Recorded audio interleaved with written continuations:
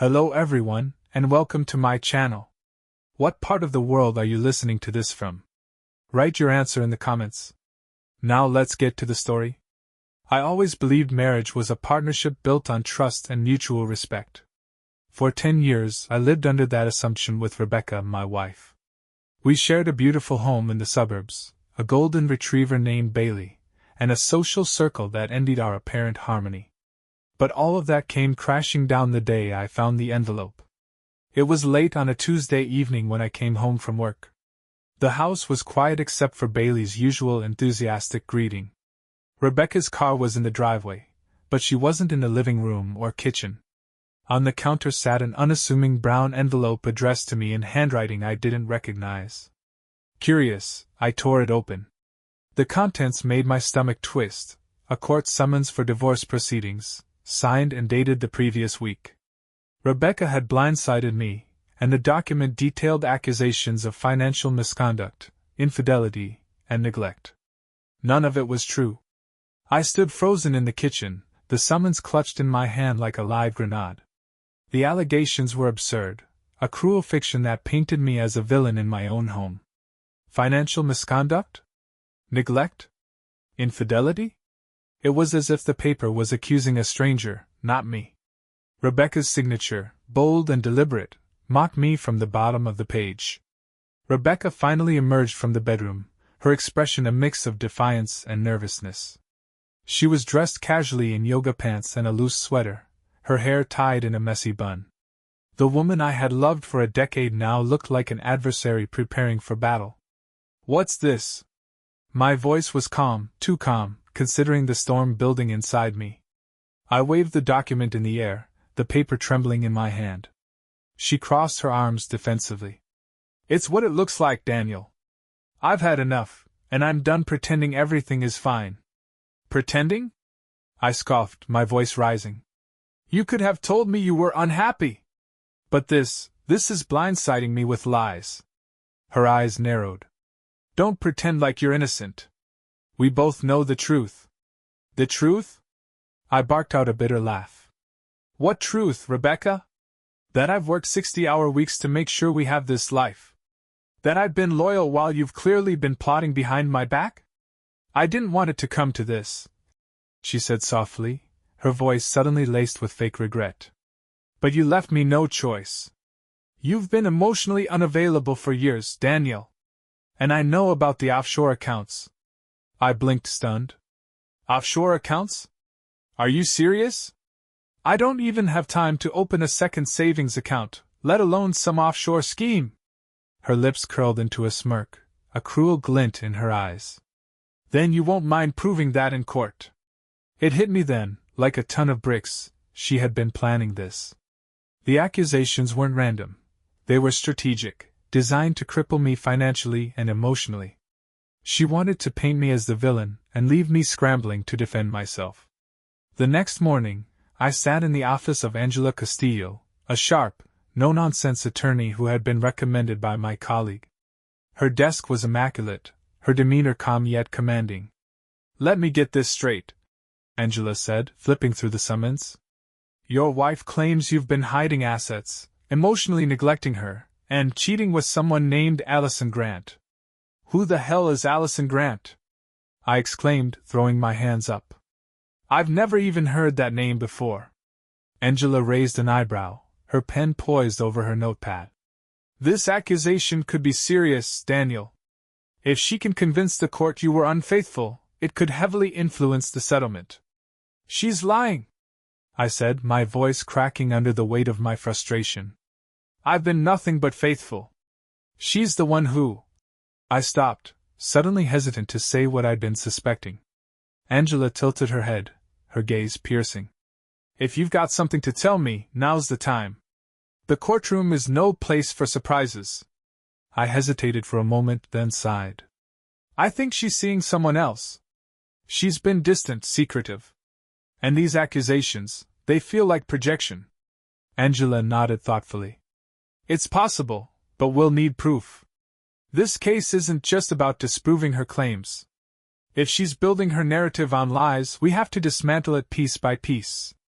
Are you ready for that?" I nodded, though a part of me already felt exhausted. This wasn't just a fight for my reputation, it was a battle for the truth. Angela wasted no time assembling her team. She brought in a forensic accountant to comb through my finances, ensuring there wasn't a shred of evidence to support Rebecca's claim about offshore accounts.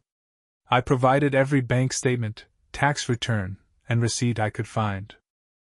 Meanwhile, Angela hired a private investigator, Sam, to uncover the truth about Rebecca. A week later, Sam called me with an update. His voice was calm but tinged with urgency. "Daniel, I've been following Rebecca for a few days now. There's someone you need to know about, a man named Ryan Hawthorne." "Ryan?" I repeated, trying to place the name.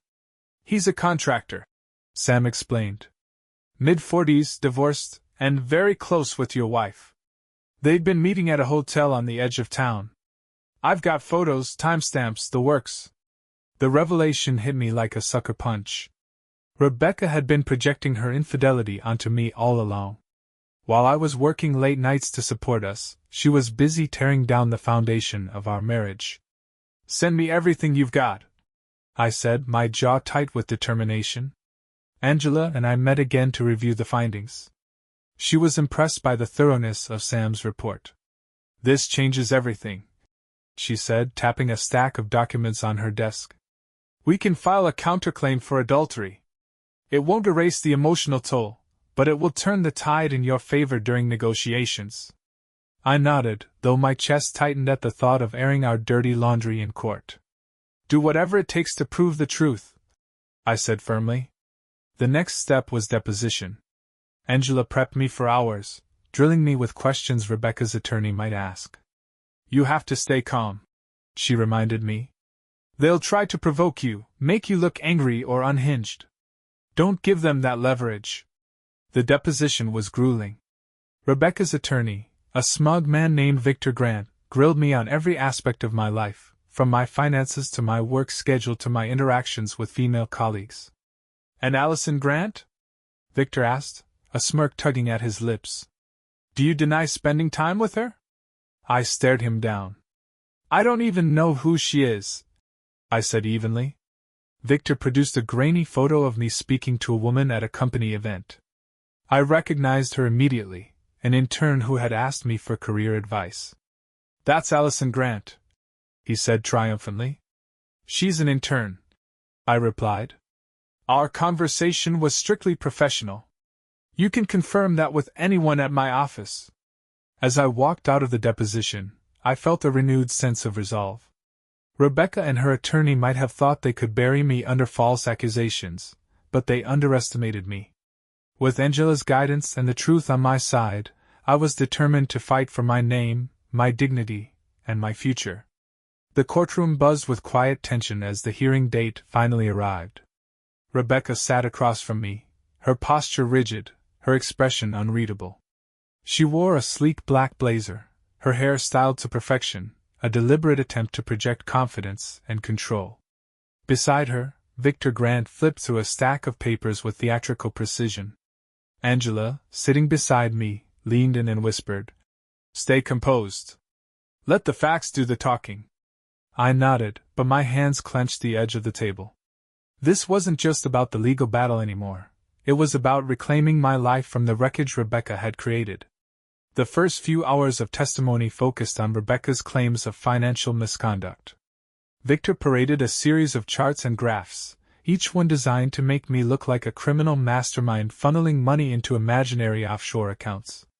"Mr. Carter," Victor began, addressing me with a smug smile. "Can you explain why these account withdrawals don't align with your stated income?" Angela rose smoothly. "Objection, Your Honor. My client has already provided verified documentation disproving these claims." The judge, a stern woman with steel-gray hair, looked over her glasses. "Sustained. Mr. Grant, move on." Victor's smirk faltered slightly, but he pressed on. "Let's talk about the supposed infidelity, then. Mr. Carter, do you deny spending time with Allison Grant?" I took a deep breath, keeping my voice steady. "I've already stated that she's an intern at my office. Our interactions were strictly professional, and I have no personal relationship with her. Angela stood again, her tone sharp. Your Honor, we have affidavits from multiple colleagues corroborating my client's account. Furthermore, we have evidence that Rebecca Carter has been engaged in an extramarital affair with Ryan Hawthorne. The courtroom stirred as Angela handed a folder of photos and documents to the judge. Rebecca's composure cracked for the first time, her mouth tightening as the judge flipped through the damning evidence. Mrs. Carter, the judge said, her voice laced with authority. Do you wish to respond to these allegations? Rebecca shifted in her seat, her face pale.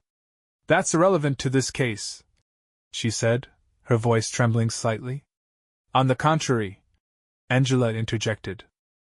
Your Honor, these findings directly refute the claims of infidelity made against my client and establish a pattern of dishonesty on Mrs. Carter's part. As the day wore on, Angela presented a devastatingly thorough countercase.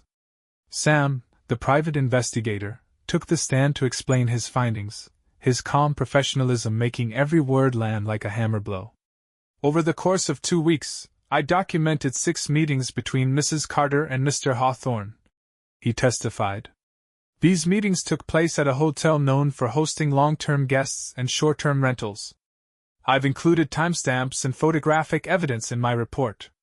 Victor attempted to discredit him, suggesting bias or lack of professionalism, but Sam held firm. Angela leaned forward during cross-examination, her voice steady but cutting. Mr. Hawthorne is a contractor, correct? Yes, Sam replied. And do the hotel records show that he paid for a room on the nights he met Mrs. Carter? They do. Rebecca's face reddened, her hands twisting in her lap. By mid-afternoon, the tide had shifted entirely. Rebecca's accusations began to look less like legitimate grievances and more like an elaborate attempt to obscure her own wrongdoing. Angela's relentless precision exposed every flaw in Rebecca's story, leaving her scrambling to explain inconsistencies. Why didn't you file a police report about the theft of your purse, Mrs. Carter? Angela asked during cross-examination. Rebecca hesitated. I didn't think it was necessary. Yet you claimed the theft as the reason for replacing your wedding and engagement rings. Angela continued, holding up receipts and emails from the jewelry store. And you used a joint account to cover the expense without informing my client. Why? Rebecca's voice wavered. I didn't want to worry him.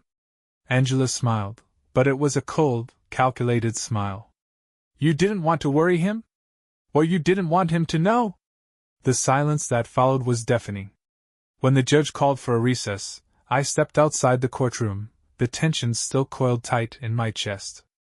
Angela joined me a moment later, a rare flicker of satisfaction on her face. We're making progress, she said, handing me a bottle of water. Do you think it's enough?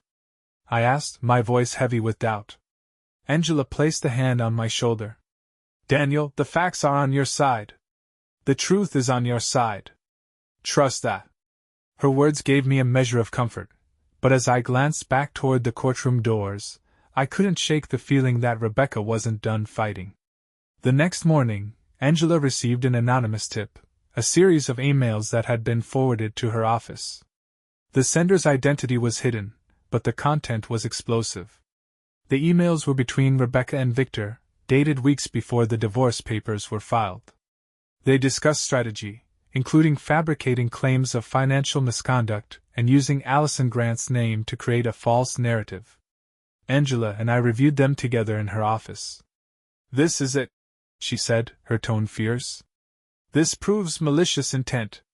If we present this in court, we can demand sanctions and potentially a dismissal of her case. My chest tightened. Do you think it'll work? Angela nodded. It's a game changer. But we'll need to verify their authenticity first. If this is real, Rebecca and her lawyer are in serious trouble. By the time we returned to court, I felt a renewed sense of purpose. Rebecca had dragged me into this nightmare with lies and deceit, but now I had the means to fight back, not just to clear my name, but to ensure she couldn't use the legal system as a weapon again. As Angela presented the new evidence, I watched Rebecca's carefully constructed facade begin to crumble. The cracks in her composure widened with every damning piece of information Angela laid out. It wasn't over yet, but for the first time since this ordeal began, I felt something close to hope. The tension in the courtroom was palpable as Angela laid out the anonymous emails.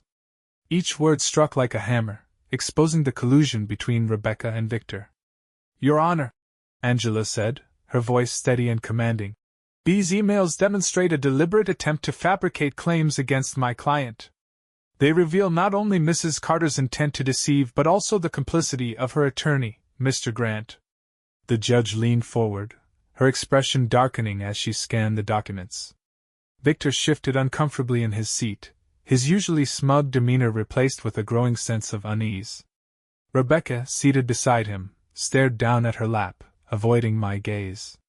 "Mr. Grant," the judge said, her tone sharp, "what do you have to say about these allegations?" Victor stood, his confidence faltering. "Your Honor, these emails are unverified. They could be fabricated."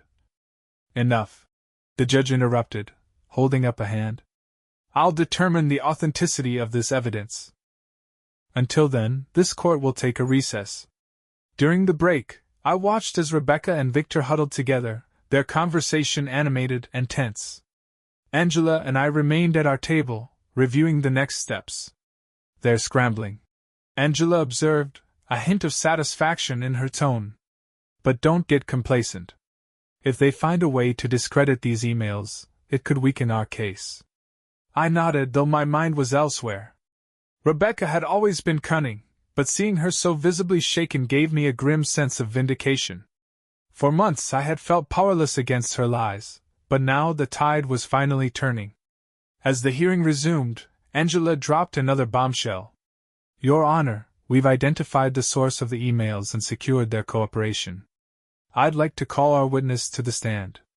The courtroom doors opened, and a woman in her late 30s stepped inside. Her sharp suit and confident stride commanded attention. "Please state your name and occupation for the record," Angela said. "My name is Cynthia Price," the woman replied. "I'm a paralegal at Grant and Associates." Victor's face turned ashen. "Ms. Price," Angela continued, "can you confirm the authenticity of the emails presented to the court?" "Yes," Cynthia said firmly. "I was instructed by Mr. Grant to draft several of them, and I witnessed others being sent directly by Mrs. Carter." The room buzzed with whispers as Cynthia recounted the events leading up to the emails. She explained how Victor had pressured her to assist in fabricating evidence, threatening her job if she refused. Angela's expression remained calm, but her eyes gleamed with triumph. "And why are you coming forward now, Ms. Price?" Cynthia hesitated, glancing briefly at Victor. "Because it's the right thing to do. I couldn't stand by and watch innocent people be dragged through the mud for something they didn't do." The judge called for another recess, this time to deliberate on the admissibility of the emails and Cynthia's testimony. As the courtroom emptied, Angela and I shared a quiet moment. "This is huge," she said, her voice low. "If the judge accepts this evidence, it's game over for Rebecca and Victor." I nodded, though the weight of the situation still pressed heavily on my shoulders.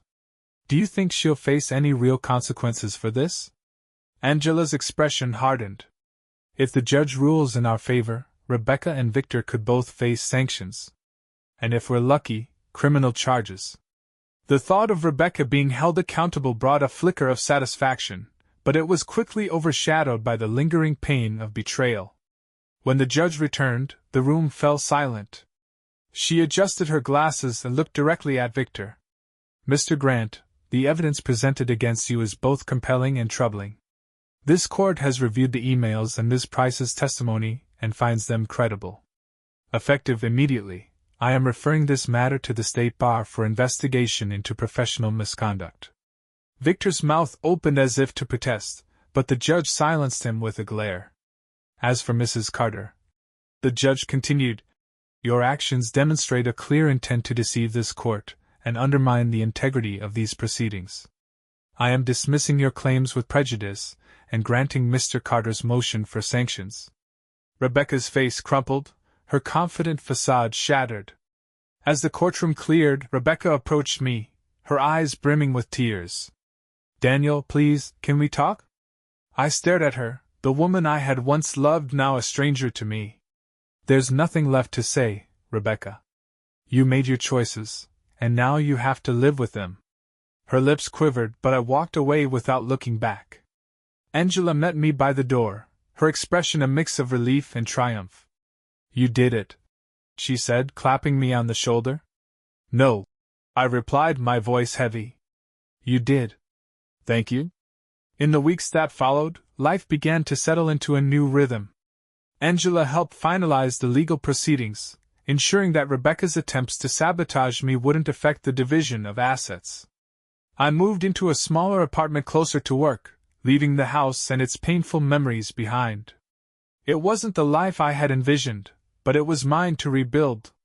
One evening, as I sat on my balcony overlooking the city, Bailey curled up at my feet, I felt a strange sense of peace. The storm had passed, and though the scars would remain, I knew I had the strength to move forward. The battle had been long and brutal, but in the end, truth had prevailed. The dust from the courtroom battle had barely settled, but the ripples it sent through my life were only beginning to make themselves felt. Rebecca's lies had unraveled spectacularly, exposing her betrayal to anyone paying attention. The fallout wasn't limited to our marriage, it extended to her social circle, her career, and even her family.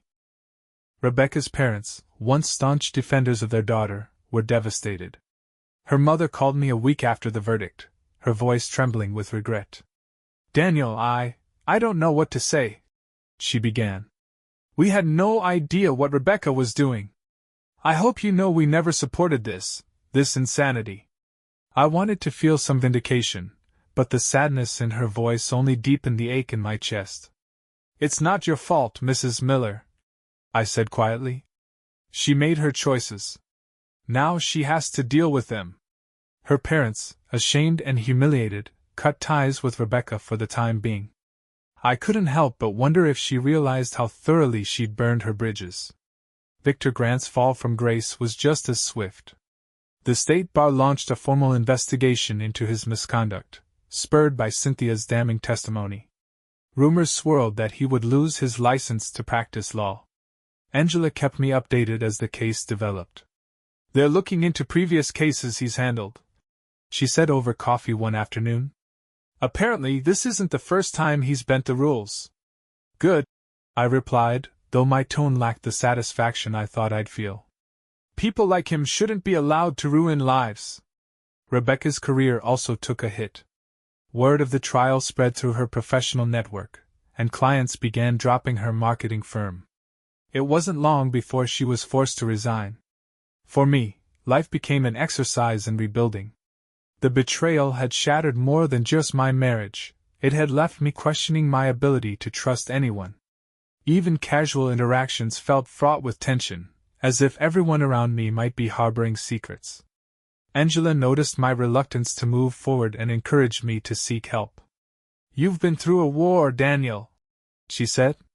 "It's okay to need some time to process it." Reluctantly, I began seeing a therapist. At first, it felt strange to lay bare my emotions to a stranger, but over time, the sessions became a lifeline. "She weaponized your trust," my therapist, Dr. Hill, observed during one session. "That's not something you recover from overnight. But you're here, and that's a step in the right direction." We talked about the anger I felt, the guilt, and the lingering sadness over the life I thought I'd built with Rebecca. Slowly, I began to untangle the mess she had left behind. Despite everything, I refused to let Rebecca's actions define the rest of my life. I threw myself into work, taking on new projects, and even mentoring younger colleagues. Angela and I stayed in touch, and she became a steady source of support during the more difficult days. One evening, she invited me to a networking event. "It's a good chance to meet people outside of your usual circle," she said. "You could use a change of pace." I hesitated but eventually agreed.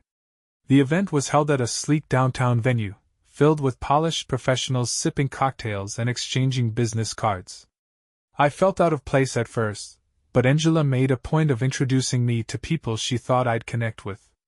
One of them was a woman named Laura, a graphic designer with a sharp wit and an easy smile. We started talking, and to my surprise, the conversation flowed effortlessly. Laura had a way of putting me at ease, and for the first time in months, I felt a spark of genuine interest. Just as the night was beginning to feel promising, I spotted Rebecca across the room. She was alone, nursing a drink and scanning the crowd. Her once confident posture now seemed forced, her smile brittle. Angela noticed my reaction and followed my gaze. "Do you want to leave?" she asked softly. "No," I said, straightening my shoulders. "I'm not going to let her ruin this for me." Rebecca caught sight of me and hesitated before making her way over. "Daniel," she said, her voice uncertain. I stayed calm, keeping my tone neutral. "Rebecca. I wanted to say I'm sorry," she stammered. "For everything. I didn't think it would end like this." I looked at her, searching for sincerity in her words. But all I saw was a woman grappling with the consequences of her choices, not regret for the pain she'd caused. "I hope you find whatever it is you're looking for," I said simply before turning away. That night, as I walked Laura to her car, I realized how far I'd come. The anger and sadness that had consumed me for so long were beginning to loosen their grip. "You handled that well," Laura said, her voice warm. "Most people would have lost their cool." "Trust me," I replied with a small smile. "It took a lot of practice." As we exchanged goodbyes, I felt a flicker of something I hadn't in months: hope. It wasn't just about Laura. It was about the possibility of a future untethered from the shadows of betrayal. Life after Rebecca became about finding stability again, a slow and deliberate process of rebuilding the parts of myself I'd forgotten existed. Therapy sessions with Dr. Hill became my compass, helping me navigate the complex emotions left in the wake of her betrayal. "You're not just grieving your marriage," Dr. Hill explained one evening. "You're grieving the future you thought you had. That's a process, Daniel. It takes time." I poured myself into work, taking on extra projects and spearheading new initiatives. The routine was comforting, a reminder of the parts of my life that still functioned. My coworkers noticed the change. "You seem more focused these days," Mark, a senior colleague, remarked over lunch one afternoon. "Whatever's driving you, keep it up." He didn't know the fire fueling me was born of necessity. The anger and pain Rebecca left behind had transformed into determination. Laura became a surprising constant during this time. What began as casual conversations at networking events turned into regular dinners and late-night phone calls. She was different from Rebecca in every way: grounded, empathetic, and refreshingly transparent. She didn't shy away from the messiness of my past, instead listening without judgment when I opened up about the divorce. "I can't imagine what that must have been like," she said one evening over dinner. "But for what it's worth, I think you handled it with more grace than most people could." Her words stayed with me, a balm to the self-doubt that still lingered. Despite the budding connection, I approached our relationship cautiously. Dr. Hill had warned me about the dangers of jumping into something too quickly. "You need to rebuild your sense of self before you can truly give yourself to someone else," he'd said. So Laura and I took things slow, allowing trust to grow naturally. One Friday evening, weeks after our encounter at the networking event, Rebecca called me. I hesitated before answering, my thumb hovering over the screen. Finally, I pressed accept. "What do you want, Rebecca?" I asked, my tone carefully neutral. There was a pause before she spoke, her voice shaky. I need to talk to someone, Daniel. Everything's falling apart." Her words stirred a mix of emotions: anger, pity, and an ache I couldn't quite name. "I don't think I'm the person you should be calling," I said firmly. "You have to deal with the consequences of your actions." "I know," she said softly. "But I don't know how." The desperation in her voice tugged at something in me, but I held my ground. "You made your choices, Rebecca. Now you need to figure out how to live with them." I ended the call, my hands shaking. The next day, Laura and I went on a hike at a nearby state park. The crisp autumn air and golden leaves were a welcome distraction from the weight of the previous night. As we reached the summit, the view took my breath away. The rolling hills stretched endlessly, bathed in soft sunlight. "This is what I needed," I said, taking a deep breath. Laura smiled, her eyes sparkling in the light. "It's amazing how much clarity you can find in places like this." Her words rang true. Standing there, with the world spread out before me, I felt a sense of peace I hadn't known in years. A week later, I received an email from Angela. The subject line read, "Update on Rebecca and Victor." Curiosity and unease churned in my stomach as I opened the message. Angela had attached a news article detailing the fallout from the case. Victor had been disbarred, his reputation in ruins. Rebecca, meanwhile, was facing a lawsuit from a former client who claimed her dishonesty had cost them a major contract. "She's paying the price," Angela wrote. "You don't have to worry about her coming after you again." I stared at the screen, the weight of it all pressing down on me. It was over. The nightmare Rebecca had dragged me into was finally over. Laura and I grew closer as the weeks turned into months. She became my sounding board, my partner in small adventures, and a source of steady encouragement. One evening, as we sat on my balcony with Bailey at our feet, she turned to me with a thoughtful expression. "You've been through hell, Daniel," she said. "But you didn't let it destroy you. That says a lot about who you are." Her words touched something deep inside me, a part of myself I was finally beginning to rediscover. "You helped," I admitted, my voice soft. She reached for my hand, her touch warm and reassuring. "I think you would have found your way, even without me. But I'm glad I get to be part of the journey." On what would have been Rebecca and my 11th wedding anniversary, I found myself standing in front of a bonfire in my backyard. In my hands was a box filled with the remnants of our life together, photos, letters, and mementos I'd once cherished. Laura stood beside me, silent but supportive. "You sure about this?" she asked gently. I nodded, tossing the first handful of items into the flames. The fire crackled and roared, consuming the past with a relentless intensity. As the last of the box disappeared into the fire, I felt a strange sense of relief. The weight I'd been carrying for so long had finally begun to lift. Life wasn't perfect, but it was mine again. I'd learned to find joy in the small moments. The way Bailey wagged his tail when I came home, the sound of Laura's laughter over dinner, the satisfaction of finishing a challenging project at work. Rebecca was a chapter I'd finally closed, and in its place, I was writing a new story, one filled with hope, resilience, and the promise of something better. Months passed, and life began to take on a sense of normalcy. The wounds Rebecca had inflicted were healing, slowly but surely.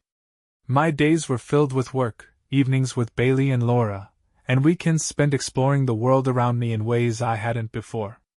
Laura and I didn't define our relationship in traditional terms, at least, not yet. There was an unspoken understanding that we were still navigating uncharted waters. But I found comfort in her presence, her support unwavering yet never overbearing. One evening, as we walked along the riverfront, Laura broke the comfortable silence between us. "Have you thought about visiting your family?" she asked, her tone tentative. I hesitated. My relationship with my parents had become strained during my marriage to Rebecca. They'd never been fond of her, and our divorce had only widened the gap. "I've thought about it," I admitted. "But I don't know if I'm ready." Laura nodded thoughtfully. "It's okay to take your time. But I think it might help. They're part of who you are, Daniel. And maybe reconnecting with them could be another step forward." Laura's words lingered in my mind, and a few weeks later, I found myself driving to my childhood home. The familiar landscape of rolling hills and open fields brought a strange mix of nostalgia and apprehension. When I arrived, my mother greeted me at the door, her face a mix of surprise and relief. "Daniel," she said, pulling me into a tight hug. "It's been too long." My father appeared moments later, his usual stoic demeanor softening as he clasped my hand. "Good to see you, son." Over dinner, the conversation flowed easily, as though no time had passed. My parents didn't press for details about the divorce, for which I was grateful. Instead, they focused on the present, my work, Bailey, and even Laura. "You seem different," my mother observed as we sat on the porch after dinner. "Lighter somehow." I nodded, a small smile tugging at my lips. "I think I'm finally starting to feel like myself again." Back in the city, work presented a new opportunity that demanded my full attention, a high-profile project for a major client. It was the kind of challenge I hadn't taken on in years, and the prospect both excited and intimidated me. "You've got this," Laura said one evening as I shared my concerns. "You've been through so much, Daniel. You're stronger than you think." Her confidence in me was contagious, and I threw myself into the project with everything I had. Late nights and early mornings became the norm, but I found a renewed sense of purpose in the work. The project culminated in a presentation to the client's executive team, and as I stood before them, I felt a surge of pride. The hard work had paid off, the project was a success, and the client signed a long-term contract with my firm. The success at work gave me the confidence to tackle another lingering issue, Rebecca. Though I'd cut her out of my life, the divorce proceedings had left loose ends that needed tying up. Angela and I met to review the final settlement, and as we combed through the details, I couldn't help but feel a pang of bitterness. "She took so much," I said, my voice heavy. Angela looked up from her notes, her expression empathetic. "She did. But you've rebuilt more than she ever could. Don't let this define you, Daniel." The final meeting with Rebecca to sign the papers was uneventful. She looked worn, her once polished appearance replaced with a strained, almost desperate edge. "Goodbye, Rebecca," I said as I left the room. It wasn't just a farewell, it was a declaration of closure. That evening, Laura surprised me with dinner at my apartment. She'd cooked my favorite meal, and as we sat together, I realized how much her presence had come to mean to me. "I thought we could celebrate," she said with a smile. "Celebrate what?" I asked, though I had an inkling. She raised her glass. "The end of one chapter, and the beginning of another." I clinked my glass against hers, feeling a warmth I hadn't in a long time. A few weeks later, Laura invited me to meet her family. It was a big step, one I hadn't been sure I was ready for. But Laura's optimism and openness were contagious, and I agreed. Her family was as warm and welcoming as she was. Her parents, both retired teachers, immediately put me at ease with their kindness and humor. "Laura talks about you a lot," her father said, a twinkle in his eye. "It's good to finally put a face to the name." The evening was filled with laughter and stories, and as I drove home with Laura, I felt a sense of belonging I hadn't known in years. Life was far from perfect, but it was moving in the right direction. I was learning to let go of the pain Rebecca had caused and embrace the possibilities ahead. One evening, as Laura and I walked Bailey through the park, she turned to me with a thoughtful expression. "Have you thought about what's next?" she asked. I smiled. "I don't know yet. But for the first time in a long time, I'm excited to find out. Time has a way of softening the sharp edges of pain." As the months rolled by, my life began to feel less like a patchwork of repairs and more like a canvas waiting for something new. Laura became an integral part of that transformation, her steady presence a source of light I didn't know I needed. It was a brisk Saturday morning when we decided to tackle something I'd avoided for far too long, my house. After the divorce, I'd put it on the market but had avoided dealing with the memories it held. Laura insisted we make a day of clearing out the last remnants of my old life. "Think of it as closure," she said, her voice encouraging. "Plus, I'm pretty sure you could use some help organizing." She wasn't wrong. We started in the attic, where dusty boxes sat untouched since Rebecca and I first moved in. Each box was a time capsule, filled with photos, keepsakes, and old letters. Laura handled each item with care, never prying but offering quiet support as I sifted through the past. At one point, I pulled out an old photo album from our honeymoon, a collection of snapshots from a life that felt like it belonged to someone else. I hesitated before placing it in the donate pile. "Are you sure?" Laura asked gently. I nodded. "It's time to let it go." Amidst the bittersweet nostalgia, we stumbled upon a box of my childhood belongings. Laura laughed as she held up a tattered baseball glove, the leather worn from years of use. "Did you play?" she asked, her eyes sparkling with curiosity. "Not well," I admitted with a chuckle. "But I loved it. My dad and I used to toss the ball around every weekend." The memory brought a smile to my face, and for the first time, I felt grateful for the chance to revisit those simpler times. By late afternoon, the attic was cleared, and the house felt lighter, both physically and emotionally. As we loaded the last of the boxes into my car for donation, I turned to Laura, a mix of exhaustion and gratitude washing over me. "Thank you," I said, my voice earnest. She smiled, brushing a strand of hair from her face. "You've done the hard part, Daniel. I'm just here for moral support." That evening, we sat on my now sparsely furnished living room floor, sharing takeout and a bottle of wine. The house, once filled with tension and memories I wanted to escape, now felt like a blank slate. "Have you thought about what's next for this place?" Laura asked, gesturing around the room. I considered her question. Selling the house had been my original plan, but now, the idea of starting fresh within these same walls didn't seem so impossible. "Maybe it doesn't need to be the end," I said slowly. "Maybe this house can be something new." Laura's smile widened. "I think that's a great idea." In the weeks that followed, I reached out to a few old friends I'd lost touch with during my marriage. Rebecca had a way of isolating me from people, and I hadn't realized how much I'd missed those connections until I started rebuilding them. One of the first people I called was Tom, a college friend who'd been my best man at our wedding. He tried to warn me about Rebecca's manipulative tendencies early on, but I hadn't listened. When we met for coffee, his handshake turned into a bear hug. "It's about damn time," he said, grinning. We talked for hours, catching up on everything from work to family. By the end of the conversation, I felt like I'd regained a part of myself I hadn't even realized was missing. Inspired by the progress I was making in my personal life, I decided to take on a passion project I'd put on hold for years, restoring an old car that had been sitting in my garage. The 1967 Mustang was a project my dad and I had started before he passed away, but life had gotten in the way. Now, with newfound motivation, I rolled up my sleeves and got to work. Laura often joined me in the garage, handing me tools and laughing at my occasional frustration. "You're really doing this," she said one evening, her admiration clear. "Yeah," I replied, wiping grease from my hands. "It feels good to finish something I started."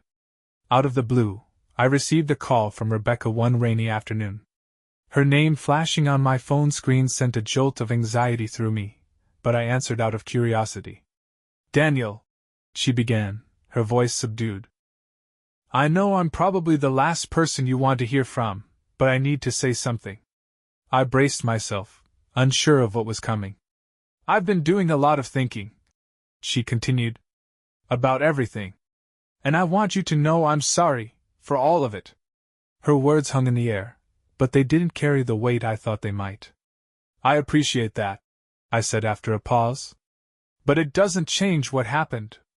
"I know," she said softly. I needed to tell you." As I ended the call, I felt an odd sense of closure. Her apology, while late, was no longer something I needed. With each passing day, my life felt more like my own. The house, now repainted and filled with carefully chosen furniture, felt like a new home. The restored Mustang gleamed in the garage, a symbol of the progress I'd made. Laura and I continued to grow closer, though we still took things at our own pace. She never pushed, never demanded more than I was ready to give. One evening, as we sat on the porch watching the sunset, I turned to her, my heart full. "I never thought I'd feel this way again," I admitted. She reached for my hand, her smile warm and steady. "You deserve it, Daniel. And I'm here, whatever comes next." By the time spring arrived, life had settled into a comfortable rhythm. The house, once a symbol of my fractured past, had transformed into a sanctuary. The walls were no longer adorned with the memories of my failed marriage but instead reflected the life I was building for myself. Bailey, my loyal golden retriever, seemed to sense the shift. He wagged his tail more often, bounding around the yard as though the tension that once filled the house had lifted for him too. Laura was a near constant presence, her laughter filling the spaces Rebecca's silence had once haunted. We weren't rushing anything, but the more time we spent together, the more I felt like I was stepping into a future I hadn't dared to imagine. One Friday afternoon, my boss called me into his office. "Daniel," he said, gesturing for me to take a seat. "There's an opportunity one think you should consider." He slid a file across the desk. "We've been tapped for a major project out of state, a 3-year infrastructure overhaul in Seattle. They want you to lead it." The offer was staggering. It came with a significant promotion, a generous salary bump, and the chance to make a mark in the industry. But it also meant uprooting my life and leaving behind everything I'd rebuilt. "Take the weekend to think about it," my boss said, leaning back in his chair. "This is a big deal, and I want you to make the decision that's right for you." That evening, I shared the news with Laura over dinner. Her eyes widened in surprise, and she set down her fork. "Seattle?" I nodded, the weight of the decision pressing heavily on my chest. "It's an incredible opportunity. But it's a lot to consider." She reached across the table, taking my hand. "What are you thinking?" I hesitated, unsure how to articulate the jumble of emotions swirling in my mind. "I don't want to lose what we've built here. But this job, it could be a fresh start in so many ways." Laura's expression softened, and she squeezed my hand gently. "Whatever you decide, Daniel, I'll support you. But I think you need to figure out what's best for you, not just for us, but for you." Her words stayed with me long after she left that night. I found myself pacing the house, weighing the possibilities. The next morning I called my dad. He'd always been my sounding board, though I hadn't leaned on him as much in recent years. "Seattle, huh?" he said, his voice thoughtful. "Sounds like a big move." "It is," I admitted. "But I don't want to mess up what I've got here." My dad chuckled. "Son, you're not messing anything up by growing. If this is something you want, the people who care about you will understand." His words reminded me of something he told me when I was younger.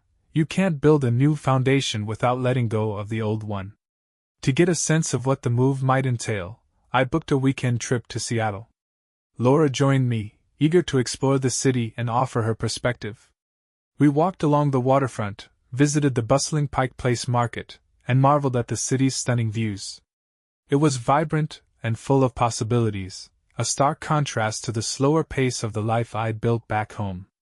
Over dinner at a cozy restaurant overlooking Puget Sound, Laura asked the question that had been lingering in the back of my mind. "Do you think this is where you're supposed to be?" I took a deep breath, staring out at the shimmering water. "I don't know. But it feels like something I should explore." By the time we returned home, I'd made up my mind. The next day, I walked into my boss's office and accepted the offer. The weeks that followed were a whirlwind of preparations. I worked with Angela to finalize the sale of my house, tied up loose ends at work, and began making arrangements for the move. Laura and I had long, heartfelt conversations about what this would mean for us. We decided to take things one step at a time, agreeing to visit each other regularly, and see where the distance might lead. The night before I left, I invited a small group of friends and family over for a farewell gathering. The atmosphere was warm and nostalgic, filled with laughter and stories from every chapter of my life. As the evening wound down, Laura pulled me aside. "I'm going to miss you," she said, her voice quiet but steady. "I'll miss you too," I replied, my throat tightening. We stood in silence for a moment, the weight of what lay ahead settling between us. "Go build something amazing in Seattle," she said finally, her smile both encouraging and bittersweet. The drive to Seattle was long but gave me plenty of time to reflect. By the time I arrived, I felt a sense of calm determination. The new job was demanding, but it was exactly the kind of challenge I needed. My team was talented and driven, and together, we tackled the ambitious project with energy and focus. Laura and I kept in close contact, our nightly phone calls a lifeline. She visited once every few months, and we explored the city together, finding new favorite spots and creating memories that softened the sting of the distance. As the months turned into a year, I realized how much I'd grown, not just professionally, but personally. The scars Rebecca had left were still there, but they no longer defined me. One evening, as I stood on my balcony overlooking the Seattle skyline, my phone buzzed with a message from Laura, "Thinking of you.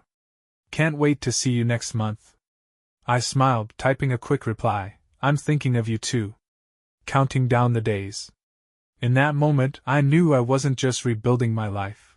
I was building something stronger, something that could withstand whatever challenges lay ahead. The first year in Seattle felt like a whirlwind of change, challenge, and unexpected fulfillment. The infrastructure project I was leading became a career-defining endeavor, pushing me in ways I hadn't imagined. Long hours, high stakes, and relentless deadlines left little room for anything else, but it also reignited something I thought I'd lost: my passion for building, not just projects, but a life worth living. Laura's absence was an undeniable void, but we made it work. Weekly video calls, regular visits, and countless texts bridged the physical distance. Still, I found myself wondering what it would take to close the gap entirely. After 18 months, the Seattle project was finally complete.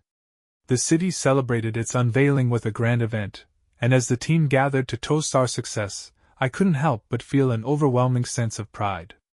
"You did good work here, Daniel," my boss said, clapping me on the shoulder. "The company's lucky to have you." Later that night, as I walked through the now completed development, the city lights casting a golden glow, I felt the weight of the accomplishment settle over me. But alongside the pride was a nagging question: what comes next? 2 weeks later, Laura came to Seattle for another visit. She greeted me at the airport with her trademark warm smile, and as I wrapped her in a hug, the months apart melted away. Over the weekend, we revisited our favorite spots, laughing and talking as though no time had passed. But there was an unspoken tension lingering beneath the surface, a sense that something was shifting between us. On our last night together, as we watched the sunset from my balcony, Laura finally broached the subject. "Daniel," she began, her voice steady but uncertain, "have you thought about what happens next? For us?" I turned to face her, my chest tightening. "I think about it all the time," I admitted. "But I don't have the answers yet. Do you?" She hesitated, then nodded. "I love you, Daniel. I don't want the distance to be permanent." Her words were a revelation, but they also carried an unspoken question: are you ready to make a choice? After Laura returned home, I couldn't stop thinking about our conversation. I realized that my time in Seattle, while fulfilling, was no longer about the job. It was about proving to myself that I could rebuild, that I could thrive even after the wreckage Rebecca had left behind. But now, the foundation I'd built felt incomplete without Laura. I began to weigh my options. Should I return to the city where we built our relationship, or should I ask Laura to take a leap and join me in Seattle? Both choices carried risks, but the thought of losing her wasn't one I could bear. One evening, after a particularly long day at work, I called Laura. "I've been thinking," I said, my voice steady despite the nerves coursing through me. "About us. About what comes next." She was silent on the other end, waiting for me to continue. "I love you, Laura," I said finally. "And I don't want to keep living apart. I'm ready to come home, if that's what it takes to build a life with you." Her sharp intake of breath was followed by a soft, tearful laugh. "You mean it?" "Of course I do," I said, my heart swelling. "You're worth it." Over the next few months, I wrapped up my commitments in Seattle and began making plans to move back. My firm, impressed by my work on the project, offered me a position that allowed me to work remotely while overseeing smaller local initiatives. The move felt like a homecoming, but it was different this time. I wasn't returning to pick up the pieces of a broken life. I was stepping into a new chapter, one filled with promise. Laura and I spent weeks transforming her home into a shared space. We filled it with pieces that reflected both of us: artwork from her travels, mementos from my time in Seattle, and photos of the life we were building together. One evening, as we sat on the couch with Bailey curled up at our feet, I reached for her hand. I don't know what I did to deserve you, I said softly. She smiled, her eyes shining. You showed me who you really are. That's all I ever needed. A few months later, during a hike on a crisp autumn morning, I found myself reaching for a small box in my pocket. Laura was ahead of me on the trail, her laughter ringing out as Bailey chased a squirrel. Hey! I called, my voice carrying over the rustling leaves. She turned, her smile radiant, and my heart raced.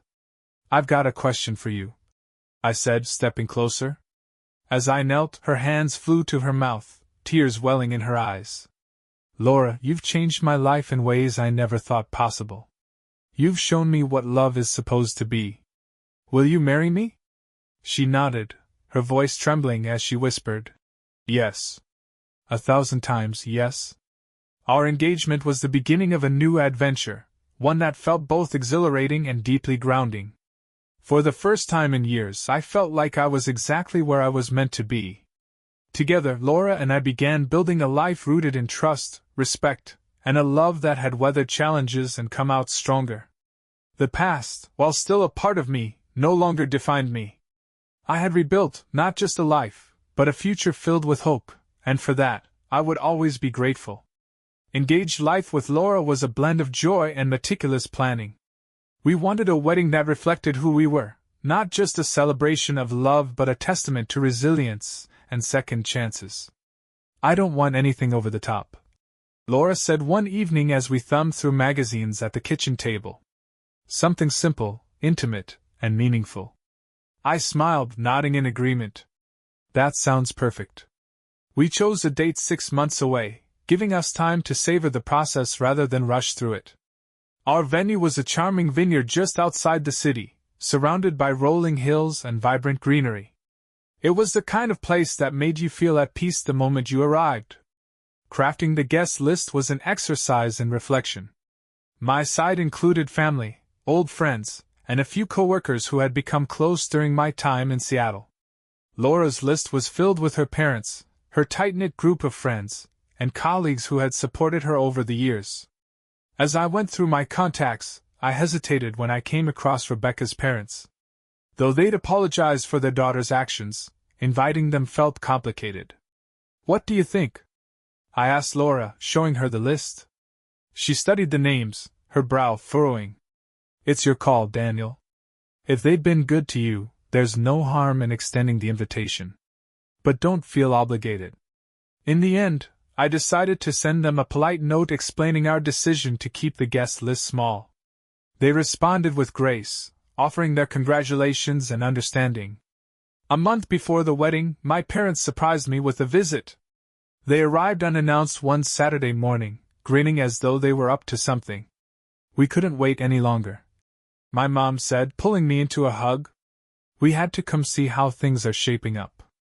Laura welcomed them warmly, and over the weekend, they helped us finalize some of the smaller details. My dad even offered to officiate the ceremony, a suggestion that brought tears to my mom's eyes. That's perfect, I said, my chest tightening with emotion. In the final weeks before the wedding, I found myself reflecting on how far I'd come. The last traces of my life with Rebecca were long gone, except for one loose end, the sale of my old house. After sitting on the market for nearly a year, it had finally sold to a young couple who reminded me of myself before everything unraveled. On the day of the closing, I drove by one last time. The house looked different, with fresh paint and new landscaping, but the memories still lingered. As I sat in my car, I felt a strange mix of emotions, grief for what had been, gratitude for what I'd learned, and hope for what was ahead. It's just a house, I whispered to myself. It doesn't define you. With that, I drove away, leaving the past firmly in the rearview mirror. The morning of the wedding dawned clear and bright, the air filled with the promise of a perfect day. I arrived at the vineyard early, my heart pounding with anticipation. Laura and I had decided on a first look, before the ceremony, a private moment to see each other before the guests arrived. When I turned to see her walking toward me, dressed in an elegant but understated gown, I felt like I'd forgotten how to breathe. You're beautiful, I said, my voice barely above a whisper. She smiled, her eyes glistening. And you're overdressed, she teased, smoothing the lapel of my suit. We spent a few quiet minutes together, soaking in the moment before heading to the ceremony. My dad's voice was steady and full of warmth as he led the ceremony. Laura and I had written our own vows, and as I stood before her, the words flowed naturally. Laura, I began, you've shown me what love is supposed to feel like, steady, patient, and kind. You've stood by me in ways I never thought possible, and every day with you is a gift. I promise to honor and cherish you, to laugh with you in the good times, and hold your hand through the hard ones.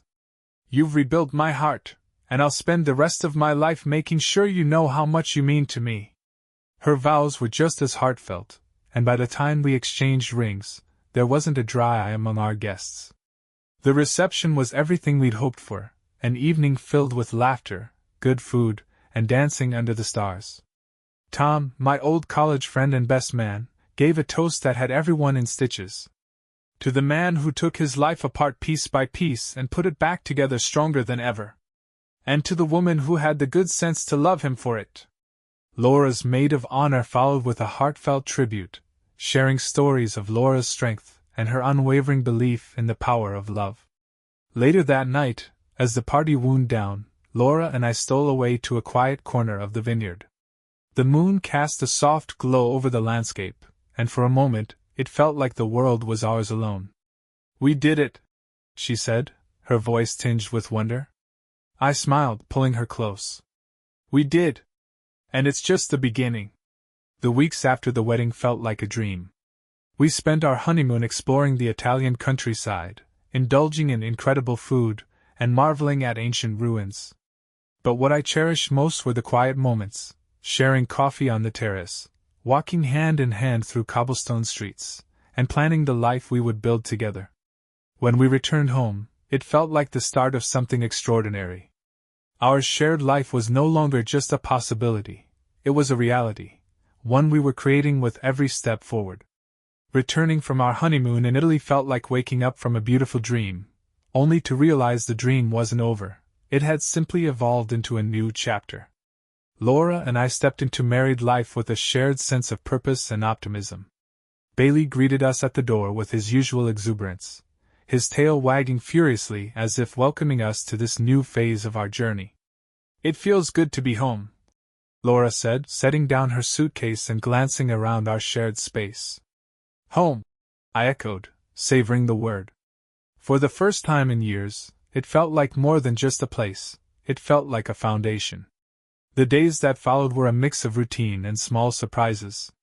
We found joy in the mundane, grocery shopping, rearranging furniture, and debating whether we needed yet another houseplant for the living room, Laura won.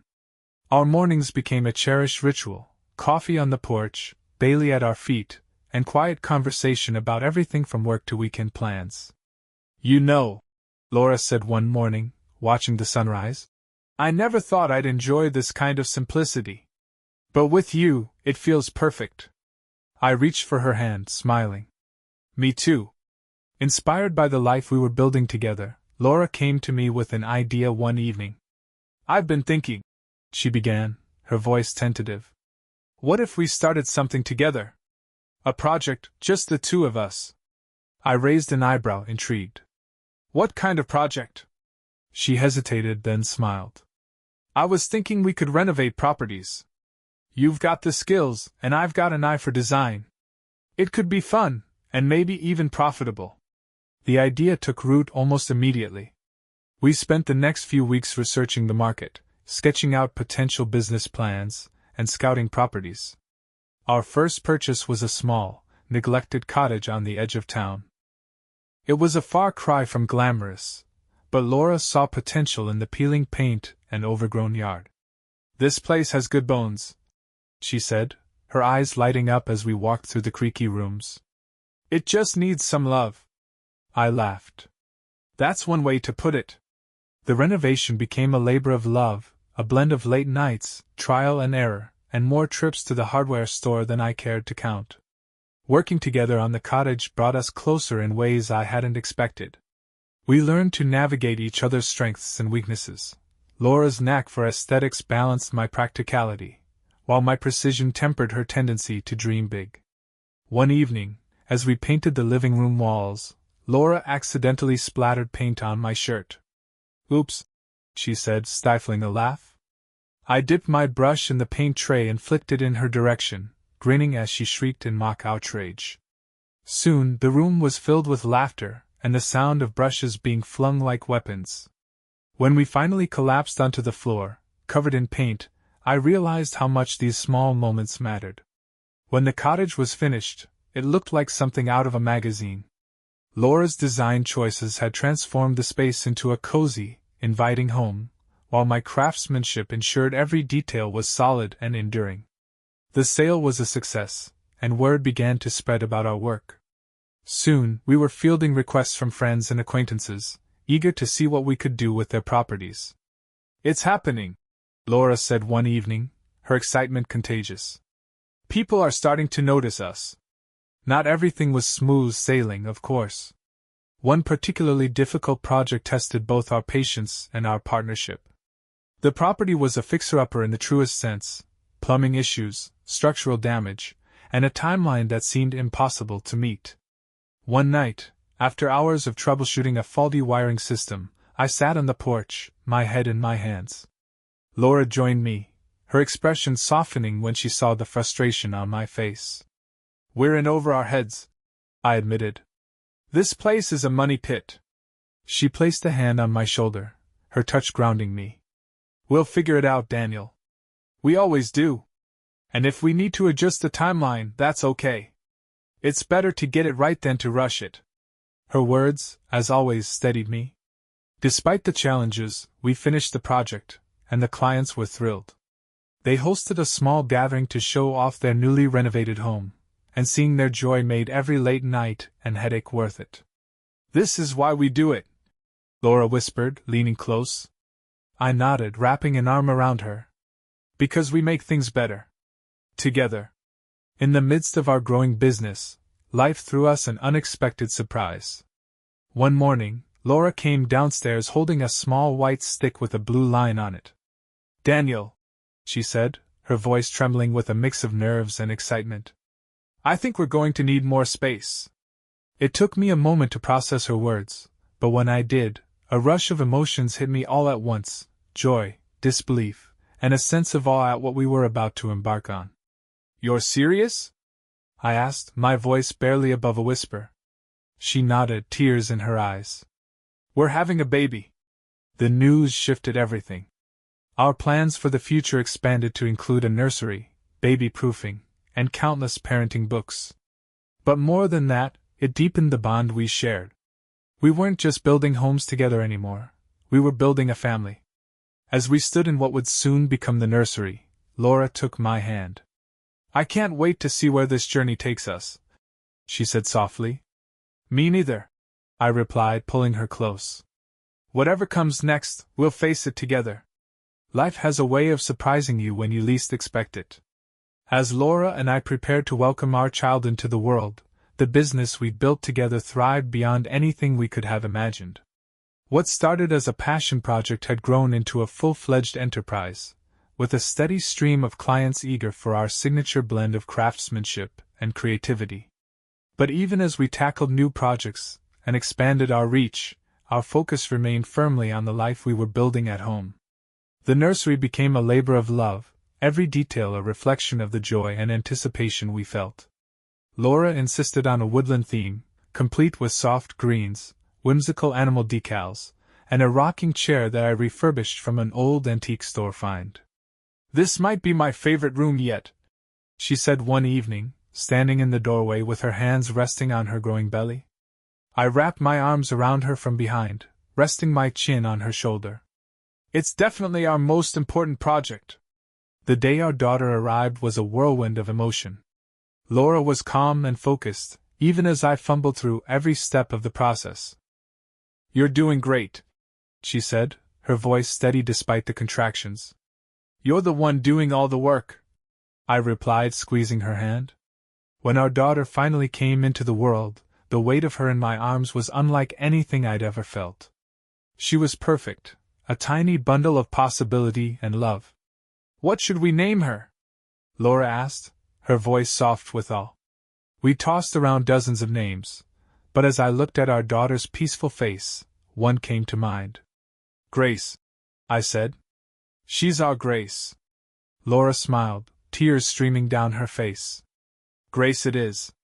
Adjusting to life as new parents was no small feat. Sleepless nights, diaper changes, and the endless cycle of feedings tested us in ways we hadn't anticipated.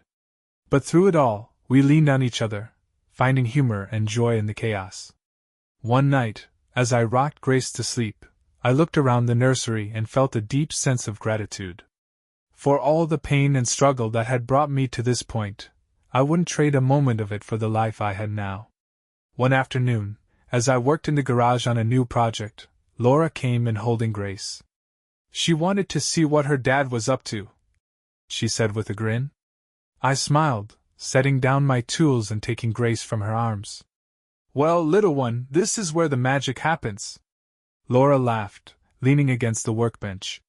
Speaking of magic, I had an idea for the next property. I raised an eyebrow, intrigued. Already planning our next project? She shrugged, her smile playful. I can't help it. I think this one could be special. Looking at her, I realized how far we'd come. The business, the family, the life we were creating, it was all a testament to the strength we'd found in each other. Years passed, and the world we built together grew. Grace became a curious, spirited child who loved exploring construction sites with me and picking out colors and fabrics with Laura. The business flourished, but it never consumed us. We kept our priorities clear, ensuring that our family came first. One evening, as we sat on the porch watching the sunset, Grace playing in the yard with Bailey, Laura turned to me. Do you ever think about how it all started? She asked, her voice thoughtful. I nodded, a small smile tugging at my lips. All the time. And I wouldn't change a thing. She reached for my hand, her touch grounding me as it always had. Me either. As the years unfolded, I found peace in the life we'd built. The scars of the past were still there, faint reminders of where I'd been. But they no longer defined me. Instead, they became part of a larger story, a story of resilience, love, and the power of starting over. And as I looked at my family, I knew that the best chapters were still to come.